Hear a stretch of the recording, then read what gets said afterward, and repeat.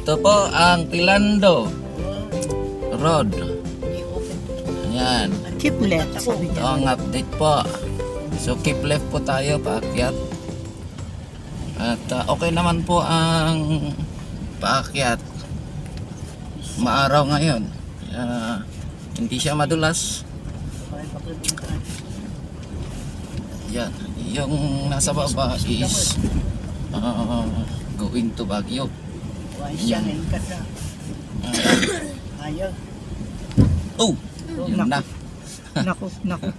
Sumayad yung Bang po. chassis. Ay, chassis ba? Oo. Okay lang. Dahan-dahan. Oh, Dahan-dahan. talagang Yun, ayaw. ginawang kalsada itong garden. Yun. Aha. Yun. Nailas ang picture ito sa Sambaoy. Ayun, pababa na. Ito na. Oh, yeah. Oh, yeah. Oh. Ito Ito yung part na madulas noong una. Ginawang alternate route. Kaya masyadong matraffic noon. Ngayon kasi dalawa na. Pero ngayon at naayos yung daan sa kabila, yung na wash out. Ayun, naging kuan na siya, one way. Okay, so it's safe mga kasama. Pwede kayo mag-travel papuntang Mountain Province, Sagada, dito sa Sagada, yes. Bauco, yan. Bontoc. Pati rin yung papuntang Panawe. Pwede kayong dumaan dito. Okay, so that's it guys.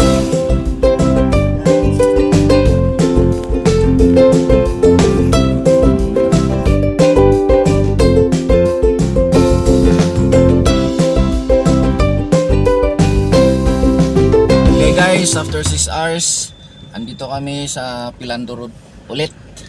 At ito nga, kanina dumaan kami dyan, yung kalsadang patas na yan. Ngayon, keep left kami dito sa may na-wash out na kalsada. So ito yung binadang ng mga taga dito sa Pilando. At okay naman yung road. Ayan, dahan-dahan nga lang kasi para siyang sungka. Sungkahan. Yun. At matibay ang pagkagawa. Ayan. Hopefully pag maayos na ang panahon, sisimentohin ito para mas maayos ang kalsada. Ayan pila-pila ang mga sasakyan. At mahamog ngayon. Zero visibility.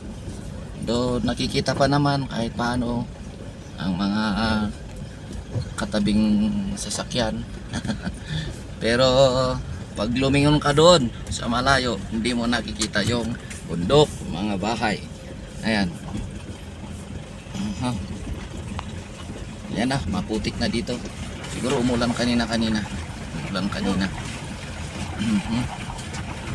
Ayan, malapit na kami sa may main road.